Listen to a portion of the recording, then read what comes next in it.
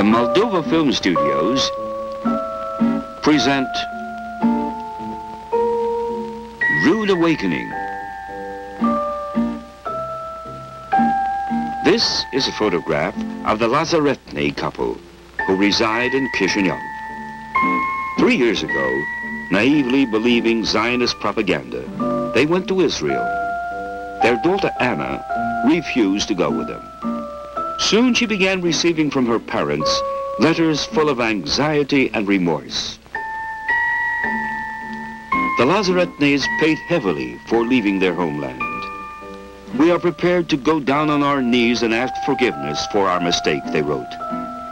Everyone is aware of the Zionist hypocritical sermonizing about the worldwide Jewish brotherhood, about the united Jewish state.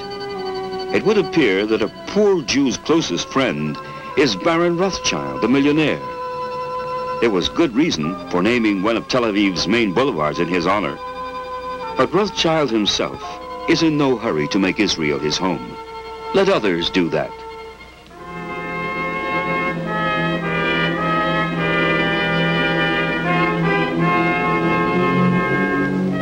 True, this individual managed to open a thriving business. Others have it tougher.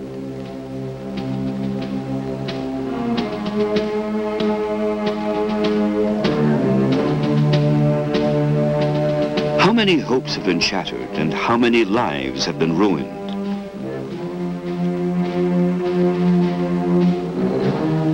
Just before the aggression against the Arab countries was perpetrated, the Israeli rulers were racking their brains over the army of unemployed. Internal confusion was one of the reasons that prompted the Zionist clique to resort to military ventures.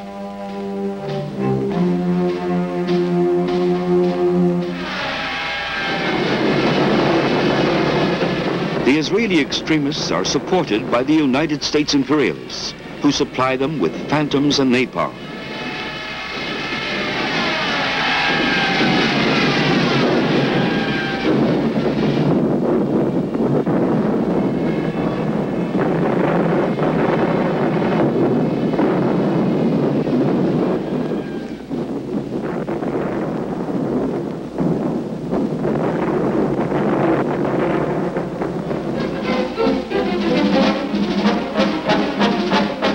Meir and her hawks chose aggression and became the enemies not only of the Arabs,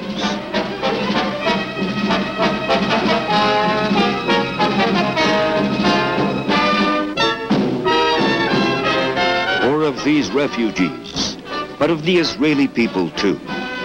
Similar racist policies of the German fascists during World War II resulted in the monstrous extermination of 6 million Jews. All honest people of the world remember that.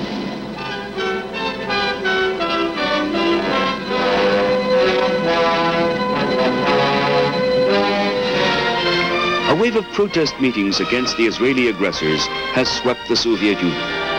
On numerous occasions, the workers in Chisinau, just as those in other parts of the country, wrathfully condemned the bourgeois propaganda, which stated that exposure of Zionism was equivalent to anti-Semitism, that in the Soviet Union, the rights of the Jews were restricted and their culture was being stifled. In the multinational Soviet Union, the cultures of all peoples are lovingly preserved.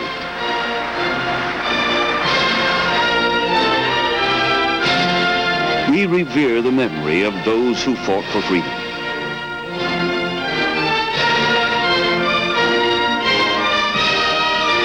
The capital of Moldavia is decorated with works by people's artists of the USSR, Lazar Dubinovsky.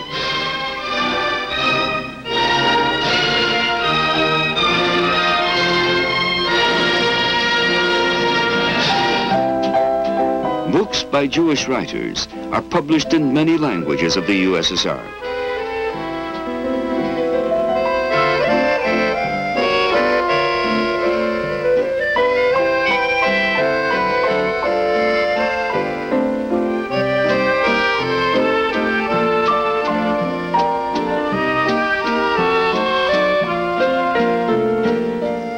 With the Moldavian and Russian theaters, the Jewish folk theater enjoys popularity.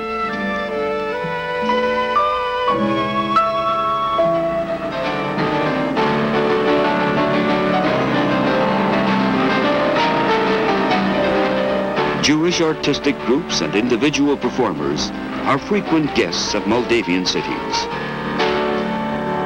Oi, Mamser, die Städtel doch die größte sind wie ein Genitz. Mamser Ganev, wie hast du gebracht ins Akteursstückes wie hier? Ja!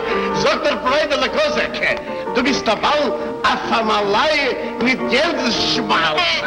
Ich bin besser Lubapitne, auf Azimis mit Nahid, ich vertrinken mit der Gläser Pamjak.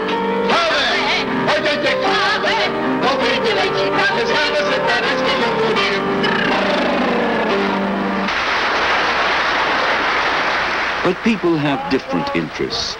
These old folk, for instance, are drawn to the synagogue.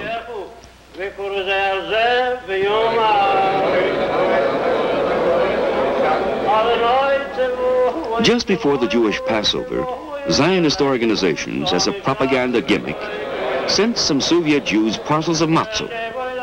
Many refused such handouts. We bake our own matzah, declared members of the Kishinev synagogue. The hypocritical concern of the Zionists was rightly assessed by the 250,000 Jews who have left Israel during the past 20 years.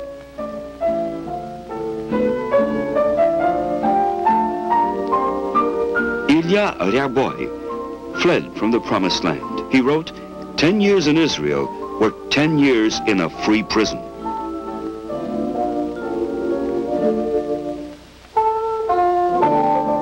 Abram Cherkis of Odessa also left the Israeli paradise. It's difficult for a person who has lived all his life in the Soviet Union to become accustomed to living in a capitalist country where everything is subordinated to money. Now I have realized fully that I had made a mistake when I left the country of my birth, where I had lived all my life, he wrote.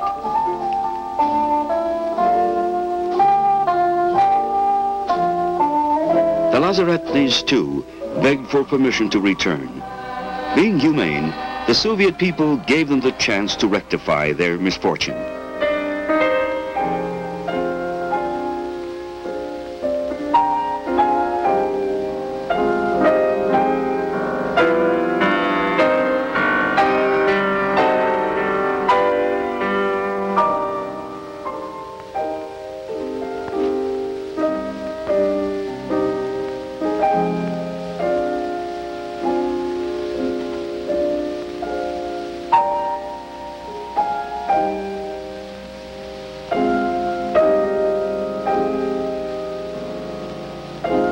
This is what the Lazaretnis said. When I arrived there, I realized that I had made an awful mistake.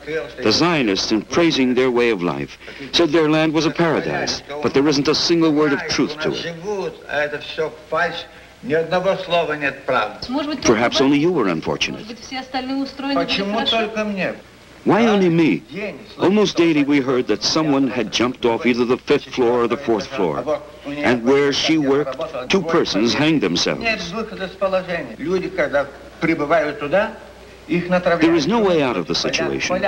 People who arrive are set one against the other. Romanians against Poles, Poles against Russians. The people cannot live in friendship. And the Zionists brag, come and live in freedom. No one will hound you. But what are they actually up to? When they discovered that I wanted to return to my country, they began to intimidate me. Where are you going, they said. You'll be sent to Siberia. But I said I was going, that I wasn't afraid. I was willing to live in Siberia, but not in Israel. If only we could return to our homeland. After us, many other Jews left. They spurned the happy Israeli life.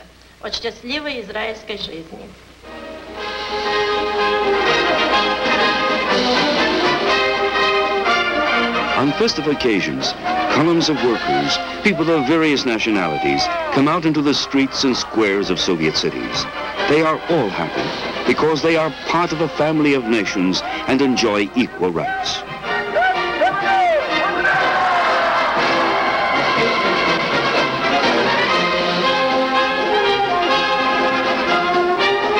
This film was made by Alexander Litvin, Markel Goldenberg, Edward Yakunin, and others.